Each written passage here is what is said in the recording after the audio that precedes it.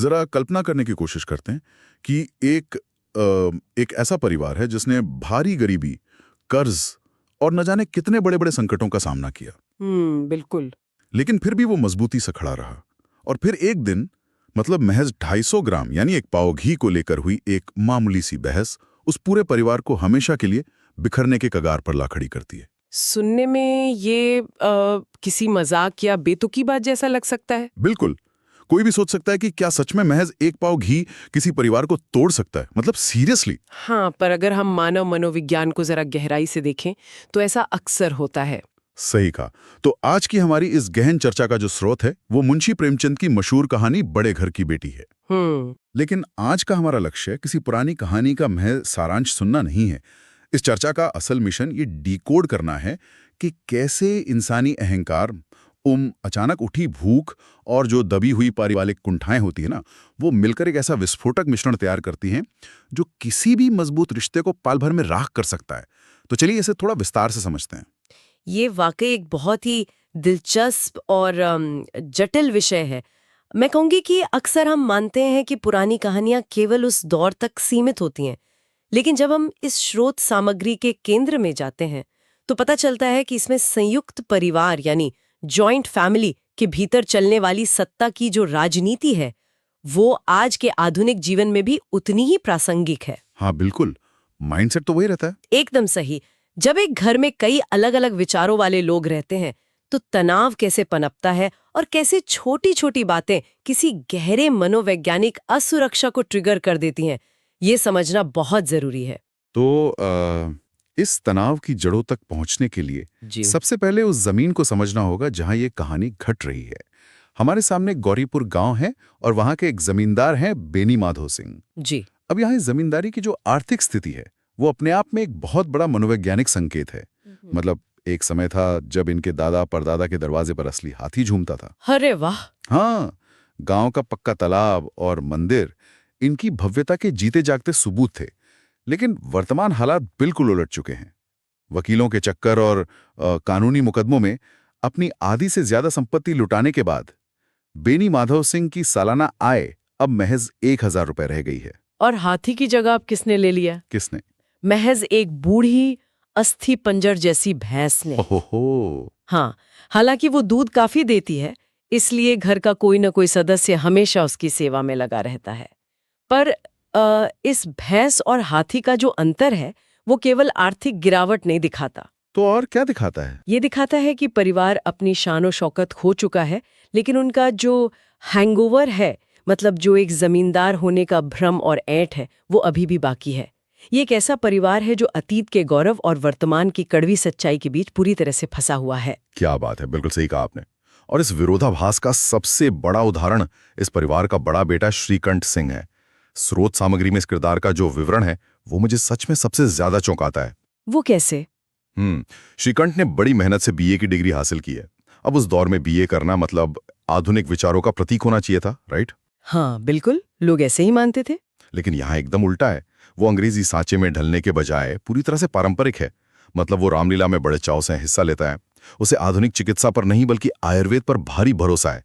उसके कमरे से सुबह शाम खरल की आवाज आती रहती है, यानी वो भारी पत्थर का बर्तन जिसमें पुराने वैद्य जड़ी बूटियां पीसते हैं। और शायद वो कलकत्ता और लाहौर के वैद्यों से चिट्ठी पत्री भी करता है। जी हाँ, बिल्कुल करता है। तो यहाँ सबसे दिलचस्प बात यह है कि श्रीकंठ और आनंदी दोनों ही अपने अपने तरीके से विरोधाभासी चरित्र हैं। श्रीकंठ का ये व्यवहार असल में उस दौर के एक गहरे मनोवैज्ञानिक संकट को दर्शाता है।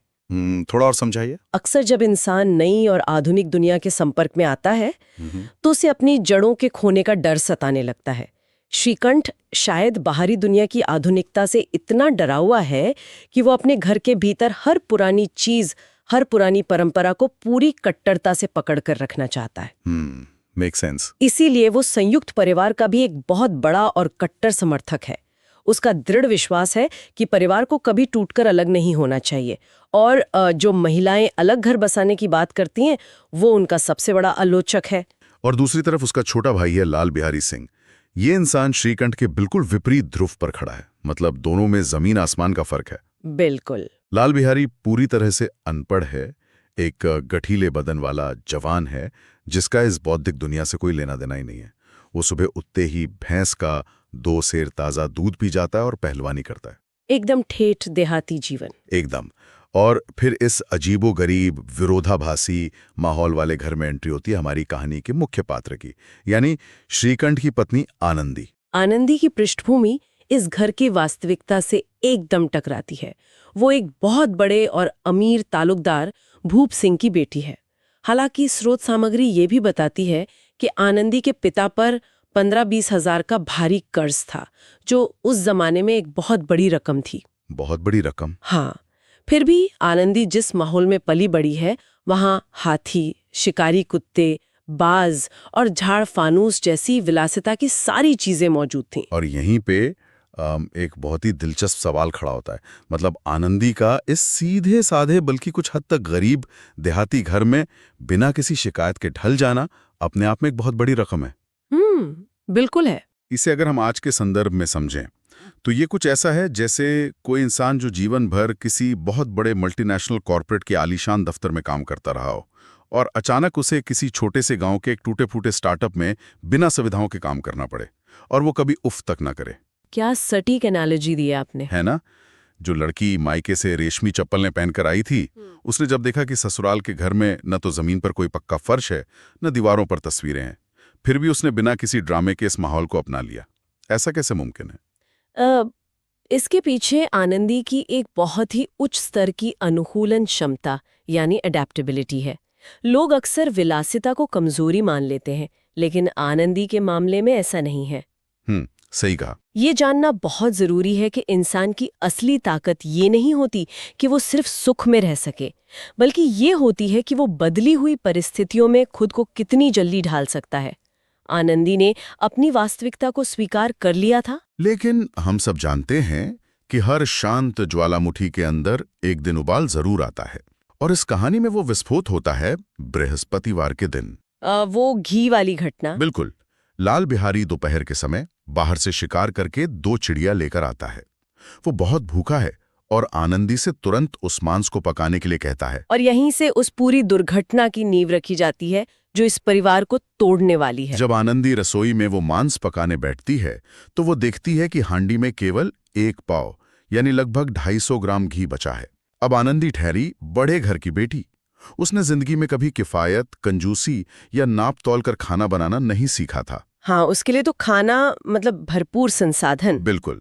उसे लगता है कि मांस बिना अच्छे घी के कैसे पकेगा, तो वो हांडी का सारा घी उस मांस में उड़ेल देती है। ओहो। इसके बाद जो होता है वो एक बहुत ही क्लासिक चेन रिएक्शन है। जब लाल बिहारी खाने बैठता है तो उसे अपनी दाल एकदम सूखी नजर आती है। वो देखता है कि दाल में बिल्कुल घी नहीं है। बस ये वो ट्रिगर था। लाल बिहारी भड़क उठता है। वो पूछता है कि दाल में घी क्यों नहीं है। आनंदी बहुत ही सहजता से बिना किसी अपराध बोध के बताती है कि सारा घी तो उसने मांस में डाल दिया। और ये सुनते ही लाल बिहारी आग बबूला हो जाता है। हाँ, वो कहता है कि परसों ही तो घी आया था, इतनी जल्दी कैसे खत्म हो गया। आनंदी जवाब देती है कि आज तो कुल पाव भर घी बचा था। और उस बहस की गर्मी में लाल बिहारी के मुंह से वो ताना निकल जाता है जो किसी भी भारतीय परिवार में एक बहुत बड़ा भावनात्मक विस्फोट कर सकता है। वो व्यंग में कहता है, मैके में तो चाहे घी की नदी बहती हो। यहाँ बात वाकई बहुत दिलचस्प हो जाती है। ये एक ऐसा क्षण है जहाँ बात सिर्फ घी की नहीं रह जाती। बिल्कुल नहीं। आनंदी भी तुरंत पलटवार करती है और कहती है, हाथी मरा भी तो 9 लाख का। वहाँ इतना घी नित्य नाई कहार खा जाते हैं। बाप रे। अब यहाँ सोचने वाली बात यह है कि महज 1 पाव घी और पेट की भूख ने बात को इस कदर बढ़ा दिया कि बात सीधे मायके की इज्जत और परिवार की हैसियत पर आ गई। एक मामूली सी बात इतनी बड़ी ईगो लड़ाई में कैसे बदल सकती है? इसके पीछे जो मनोविज्ञान काम कर रहा है वो बहुत गहरा है। सबसे पहली बात, हमें लाल बिहारी की शारीरिक स्थिति को समझना होगा। वो उस वक्त बहुत भूखा था। हाँ, शिकार से लौटा था। आधुनिक विज्ञान भी ये साबित कर चुका है कि जब इंसान भूखा होता है तो उसके शरीर में ब्लड शुगर का स्तर गिर जाता है, जिससे चिड़चिड़ापन और क्रोध कई गुना बढ़ जाता है, जिससे आजकल हम हैंग्री होना भी कहते हैं। हंग्री और एंग्री। अरे हाँ, एंग्री। मुंशी प्रेमचंद ने स्रोत सामग्री में एक बहुत ही सटीक मनोवैज्ञानिक टिप्पणी की है कि सूखी लकड़ी जल्दी जल उठती है, भूखा इंसान उसी सूखी लकड़ी की तरह होता है। क्या बात है। और आनंदी का क्या मनोविज्ञान था उस वक्त? दूसरी तरफ आनंदी के नजरिए से देखें तो किसी भी नवविवाहित महिला के लिए उसका मायका केवल एक जगह नहीं होती, वो उसका इकलौता मनोवैज्ञानिक सुरक्षा चक्र होता है, उसका आत्मसम्मान होता है। जब मायके की निंदा की जाती है तो वो सीधा उस महिला के वजूद और उसकी पहचान पर हमला होता है। समझ रहा हूं। इसलिए ये लड़ाई घी की थी ही नहीं, ये लड़ाई थी एक दूसरे के अहंकार को चोट पहुंचाने की, ये साबित करने की कि किसका वर्चस्व ज्यादा है। और जब अहंकार को इस तरह चुनौती मिलती है तो मामला सिर्फ शब्दों तक सीमित नहीं रहता। लाल बिहारी गुस्से में अपना आपा पूरी तरह खो बैठता है और अपनी खड़ाऊं यानी लकड़ी की बनी हुई वो भारी चप्पल उठाकर पूरी ताकत से आनंदी की ओर फेंकता है। ये बहुत ही भयानक क्षण है। जरा सोचिए, एक भारी लकड़ी का टुकड़ा, आनंदी किसी तरह अपने हाथ से अपना सिर बचा लेती है, लेकिन उसकी उंगली में गहरी चोट आती है। इसके बावजूद वो चुप रह जाती है, खून का घूंट पीकर रह जाती है, क्योंकि वो जानती है कि उसका पति, जो इस घर में उसका एकमात्र सहारा है, वो अभी घर पर नहीं है। यह क्षण पारिवारिक हिंसा के उस खतरनाक रूप को दिखाता है जहां सारे तर्क पूरी तरह से खत्म हो जाते हैं। बिल्कुल। लाल बिहारी के पास जब आनंदी के तर्कों का कोई जवाब नहीं बचता तो वो अपनी शारीरिक शक्ति का इस्तेमाल करता है। यह पितृसत्ता का वो नग्न रूप है जहां एक पुरुष अपनी सत्ता खोने के डर से हिंसा पर उतर आता है। इसके बाद 2 दिन तक घर में एक अजीब सा सन्नाटा छा जाता है। आनंदी कोप भवन में चली जाती है। अब यहाँ श्रोताओं को यह समझना जरूरी है कि कोप भवन का मतलब कोई विशेष इमारत नहीं है, बल्कि ये एक तरह से अपना गहरा दुख और विरोध जताने के लिए एक अलग कमरे में खुद को बंद कर लेना है। हाँ, जहां वो न कुछ खाती है न किसी से बात करती है। बस शनिवार का इंतजार कर रही है जब श्रीखंड घर लौटेगा। शनिवार शाम को जब श्रीखंड लौटता है तो घर के भीतर का माहौल देखने लायक होता है, लेकिन श्रीखंड के कमरे तक पहुंचने से पहले ही गांव की राजनीति शुरू हो जाती है। जी। श्रीखंड बाहर चौपाल पर गांव के लोगों के साथ मुकदमों और दुनिया भर की बातों में उलझ जाता है, जबकि अंदर आनंदी दर्द और गुस्से में तड़प रही है। यहाँ जो मानवीय प्रवृत्ति सामने आती है वो बहुत ही कुटिल है। कैसे? लाल बिहारी और पिता बेनीमाधर सिंह श्रीखंड के पास आनंदी के पहुंचने से पहले ही अपना पक्ष रख देते हैं। वे आनंदी की शिकायत करते हैं कि वो मुंह लगी हो रही है और बड़ों का सम्मान नहीं करती। मतलब पहले ही अपना पड़ा भारी कर लेना। बिल्कुल। ये एक बहुत ही पुरानी और जांची परखी रणनीति है कि जो व्यक्ति पहले जाकर शिकायत कर देता है, लोग अक्सर उसी की बात को सच मान लेते हैं। लेकिन श्रीखंड कोई नासमझ नहीं है। जब वो रात को कमरे में जाता है और आनंदी के आंसू देखता है, जब उसे पता चलता है कि महज घी की बात पर उस पर लकड़ी की खड़ाऊं फेंकी गई थी और उसकी उंगली में चोट आई है, तो श्रीखंड का सारा आदर्शवाद हवा हो जाता है। हाँ, उसका खून खौल उठता है। उसकी आंखें लाल हो जाती हैं। जो श्रीखंड हमेशा दूसरों को संयुक्त परिवार के फायदे गिनाता था, वो सुबह उठकर सीधे अपने पिता के पास जाता है और एक झटके में कह देता है कि अब इस घर में मेरा निबाह न होगा। ये कहानी का सबसे बड़ा टर्निंग पॉइंट है। एकदम। जो व्यक्ति पूरे गांव में घूम घूम कर अलग होने वाली महिलाओं को बुरा भला कहता था, आज वो ही खुद अपना परिवार तोड़ने की जिद पर अड़ा है। बिल्कुल। और यही सबसे बड़ी विडंबना है। मतलब सिद्धांत बगाड़ना बहुत आसान होता है, लेकिन जब वही आग अपने ही घर में लगती है तो सारे सिद्धांत धरे के धरे रह जाते हैं। श्रीखंड का ये कहना कि वो ऐसी जगह नहीं रह सकता जहां औरतों पर जूते खड़ाऊं फेंके जाते हों, एक तरह से सही भी है। बिल्कुल सही है। लेकिन इसके बाद जो तमाशा शुरू होता है वो समाज की एक बहुत ही कड़वी सच्चाई को सामने लाता है। अगर हम इसे व्यापक संदर्भ में देखें तो जब घर में कला होती है तो समाज के लिए वो मुफ्त का मनोरंजन बन जाता है। स्रोत सामग्री में यह स्पष्ट रूप से बताया गया है कि गांव के कुछ कुटिल लोग वहां आ बैठते हैं। अरे वो तो मौके की तलाश में ही रहते हैं। हाँ, ये वो लोग थे जो श्रीखंड से चिढ़ते थे। उन्हें हमेशा से ये लगता था कि श्रीखंड सिर्फ एक किताबी कीड़ा है, एक दब्बू इंसान है जो हमेशा अपने पिता के इशारों पर नाचता है। जब उन्हें पता चलता है कि आज श्रीखंड बागी हो गया है तो वे चिलम पीने या लगान के रसीद दिखाने के बहाने वहां आकर बैठ जाते हैं। वे बस इस परिवार को टूटता हुआ देखकर खुश होना चाहते हैं। इसे मनोविज्ञान और समाजशास्त्र में शार्डनफ्रॉइड कहा जाता है, यानी दूसरों के दुख और बर्बादी में सुख खोजना। शार्डनफ्रॉइड? ये वाकई इंसान की एक बहुत ही डरावनी फितरत है। लेकिन बेनीमाधव सिंह, जो जीवन के कई वसंत देख चुके हैं, एक चतुर जमींदार की तरह तुरंत इस खतरे को भांप जाते हैं। जी। वे नहीं चाहते कि गांव वालों को ताली बजाने और उनके परिवार का मजाक उड़ाने का मौका मिले, इसलिए वे बहुत ही कूटनीतिक तरीके से श्रीखंड को शांत करने की कोशिश करते हैं। वे कहते हैं कि लाल बिहारी नासमझ है, तुम बड़े हो, उसे माफ कर दो। लेकिन श्रीखंड कहाँ मानने वाला था? बिल्कुल नहीं। श्रीखंड अपने डिबेटिंग क्लब वाले तर्क पर अड़ा रहता है। वो साफ कह देता है कि या तो इस घर में लाल बिहारी रहेगा या फिर मैं। श्रीकंठ की ये जिद परिवार को एकदम उस किनारे पर ला खड़ी करती है जहां से वापसी मुश्किल होती है, और तभी कहानी अपने सबसे भावुक और जटिल मोड़ पर पहुंचती है। पछतावा का क्षण। लाल बिहारी दरवाजे की चौखट के पास खड़ा होकर बड़े भाई की ये सारी बातें सुन रहा होता है। और यहाँ लाल बिहारी का जो मानसिक द्वंद्व है वो उसे कोई पक्का विलेन नहीं बल्कि एक नासमझ, गुस्सैल लेकिन संवेदनशील इंसान साबित करता है। उसे अपने किए पर भयानक पछतावा होने लगता है। पछतावा तो होना ही था। उसे वो पुरानी बातें याद आने लगती हैं कि कैसे एक बार कुश्ती जीतने पर इसी बड़े भाई ने उसे अखाड़े में ही खुशी से गले लगा लिया था, कैसे बड़े भाई ने उसके लिए कसरत करने वाले भारी मुकद्दर बनवाए थे। स्मृतियां इंसान के अहंकार को तोड़ने का सबसे शक्तिशाली हथियार होती हैं। जब लाल बिहारी अपने उसी बड़े भाई के मुंह से सुनता है कि मैं इसकी सूरत नहीं देखना चाहता, तो उसका सारा अहंकार टूटकर बिखर जाता है। वो रोने लगता है ना? हाँ, वो फूट फूट कर रोने लगता है। उसका सोचना है कि अगर भाई उसे अकेले में ले जाकर 2-4 थप्पड़ मार देते तो उसे ये बात इतनी बुरी नहीं लगती, लेकिन भाई का ये तिरस्कार उसके लिए असहनीय हो जाता है। वो फैसला करता है कि वो हमेशा के लिए ये घर छोड़कर चला जाएगा। लाल बिहारी रोता हुआ आनंदी के दरवाजे पर जाता है। वो उससे कहता है कि भैया आप मेरा मुंह नहीं देखना चाहते, इसलिए मैं हमेशा के लिए जा रहा हूं। मुझसे जो भी अपराध हुआ उसे माफ कर देना।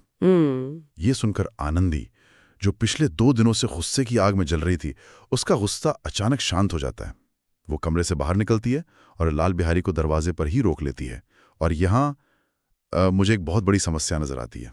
ये बात मुझे थोड़ा परेशान करती है। कैसी समस्या? तो इस सब का आखिर का मतलब है, बात यह है कि एक महिला जिस पर शारीरिक हमला हुआ, जिसे ताने मारे गए, जिस पर भारी लकड़ी की चप्पल फेंकी गई, क्या ये महिलाओं पर डाला गया एक बहुत ही अनुचित और क्रूर बोझ नहीं है कि चाहे वे कितनी भी पीड़ित क्यों ना हो, अंततः क्षमा करने, अपना गुस्सा थूकने और परिवार को टूटने से बचाने का सारा ठेका उन्हीं के कंधों पर डाल दिया जाता है? ये बहुत ही वाजिब पॉइंट है। क्या स्रोत सामग्री का ये शीर्षक बड़े घर की बेटी वास्तव में महिलाओं को एक छद्म महानता के जाल में फंसाकर उनका शोषण करने का तरीका नहीं है कि तुम बड़े घर की हो, इसलिए तुम्हें तो अत्याचार सहकर भी माफ करना ही पड़ेगा?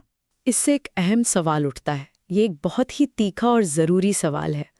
अगर हम इस पूरी घटना को केवल एक सतही पितृसत्तात्मक चश्मे से देखें तो ये 100% एक अनुचित बोझ लगता है, जहां महिला को ही त्याग की मूर्ति दिनना पड़ता है। तो फिर दूसरा नजरिया क्या है? अगर हम आनंदी के चरित्र और उसके मनोवैज्ञानिक विकास को करीब से विश्लेषित करें तो एक बिल्कुल अलग और गहरा पहलू सामने आता है। इसे केवल मजबूरी में किया गया समझौता या दबाव मानना आनंदी के चरित्र के साथ नाइंसाफी होगी। तो फिर ये क्या है? मतलब अगर दबाव नहीं है तो एक पीड़ित महिला अपने हमलावर को इतनी जल्दी कैसे माफ कर सकती है? ये उसकी एजेंसी है, यानी उसका अपना स्वतंत्र निर्णय है जो उसकी उच्च भावनात्मक बुद्धिमत्ता से उपजा है, जिसे हम इमोशनल इंटेलिजेंस कहते हैं। अच्छा। आनंदी ने दरवाजे पर खड़े लाल बिहारी को देखा। उसने महसूस किया कि लाल बिहारी का पछतावा झूठा नहीं है, वो सच में टूट चुका है। आनंदी समझ गई कि अगर आज उसने बदला लेने की जिद नहीं छोड़ी तो ये परिवार हमेशा के लिए तबाह हो जाएगा। और शायद श्रीकंठ भी खुश नहीं रह पाता। बिल्कुल। उस तबाही के बाद जो श्रीकंठ का अपराध बोध होता, वो उनके वैवाहिक जीवन को भी कभी खुशहाल नहीं रहने देता। उसकी ये क्षमा किसी कमजोरी या समाज के डर से नहीं आई थी, बल्कि ये उसकी आंतरिक शक्ति थी। उसने एक सचेत निर्णय लिया कि वो अपनी ईगो को उस परिवार के भविष्य से ऊपर नहीं रखेगी। माफ करना सबसे बड़ी ताकत का काम है, और यहाँ आनंदी ने उस ताकत का इस्तेमाल किया। ये नजरिया वाकई इस घटना को देखने का एक बिल्कुल नया आयाम देता है। ये मानना कि आनंदी लाचार नहीं थी, बल्कि वो स्थिति को नियंत्रित कर रही थी, इस कहानी का सबसे सशक्त संदेश है। एकदम सही। और उसकी इसी शक्ति का असर श्रीकंठ पर भी पड़ता है। जब आनंदी लाल बिहारी को रोकती है तो श्रीकंठ का पत्थर जैसा हो चुका दिल भी पिघल जाता है। वो बाहर आता है, दोनों भाई फूट फूट कर रोते हैं और एक दूसरे को गले लगा लेते हैं। श्रीकंठ कहता है, इन बातों को बिल्कुल भूल जाओ। और इसी मार्मिक दृश्य को देखकर बेनी माधव सिंह, जो बाहर से ये सब तमाशा देख रहे थे, बहुत ही राहत भरी सांस लेते हैं और एक गहरी बात कहते हैं जो इस कहानी का शीर्षक भी है, बड़े घर की बेटियां ऐसी ही होती हैं, बिगड़ता हुआ काम बना लेती हैं। क्या बात है। यहाँ बेनी माधव सिंह का बड़े घर से मतलब सिर्फ धन दौलत वाले घर से नहीं है, बल्कि उस घर से है जहाँ इंसान को बड़ा दिल रखना और रिश्तों को सहेजना सिखाया जाता है। इस तरह महज एक पाव घी से शुरू हुआ वो विवाद जिसने एक पल के लिए इस परिवार की नींव तक हिला दी थी, अंततः क्षमा और समझदारी के आंसुओं से धुल जाता है। हाँ, और जो गांव वाले तमाशा देखने आए थे वो उनका क्या हुआ? अरे वो पूरा गांव जो इस परिवार के टूटने का तमाशा देखने आया था, वो निराश होकर लौट जाता है और अंततः आनंदी की इस उदारता की तारीफ करने पर मजबूर हो जाता है। ये पूरी घटना हमें बहुत ही स्पष्ट रूप से ये सिखाती है कि पारिवारिक और करीबी रिश्तों में सही होने की जिद कभी-कभी बहुत भारी पड़ सकती है। रिश्तों को बनाए रखने के लिए यह जानना जरूरी है कि कब अपनी ईगो को पीछे छोड़ना है और कब सामने वाले के पछतावे को स्वीकार करना है। तो आज की हमारी इस गहन चर्चा से जो सबसे अहम बात छनकर बाहर आती है वो यही है कि पारिवारिक रिश्तों में क्रोध और अहंकार से बड़ी कोई चीज अगर है तो वो है क्षमा और एक दूसरे की कमजोरियों को समझने की क्षमता। बिल्कुल। लाल बिहारी का गुस्सा, श्रीकंठ का आदर्शवाद और आनंदी का स्वाभिमान, ये सब आपस में टकराएं, लेकिन अंत में जीत किसी के अहंकार की नहीं बल्कि उस समझदारी की हुई जिसने एक टूटते हुए घर को बचा लिया। और मैं कहूंगी कि ये सिर्फ पुराने जमाने की बात नहीं है। आज के आधुनिक घरों में भी रोजमर्रा की जिंदगी में ऐसे छोटे छोटे घी के विवाद होते ही रहते हैं जहां बात असल मुद्दे की होती ही नहीं। हाँ, बात बस इस बात की होती है कि उसने मेरी बात कैसे काटी या उसने मेरे आत्मसम्मान को ठेस कैसे पहुंचाई। सही कहा। और इंसान अक्सर उन छोटी बातों को अहंकार की हवा देकर इतना बड़ा बना देता है कि फिर उन्हें संभालना या वापस लेना नामुमकिन सा हो जाता है। आनंदी ने उस जहरीली हवा को अपनी क्षमाशीलता से उसी पल रोक दिया। आज के इस विचारोत्तेजक चर्चा को हम यहीं विराम देते हैं, लेकिन इस चर्चा को खत्म करने से पहले मैं एक ऐसा विचार छोड़ना चाहता हूं जो शायद पूरी कहानी में सबसे ज्यादा बेचैन करने वाला है। वो क्या? एक ऐसी बात जो कहानी में कभी घटी ही नहीं, लेकिन अगर घट जाती तो क्या होता।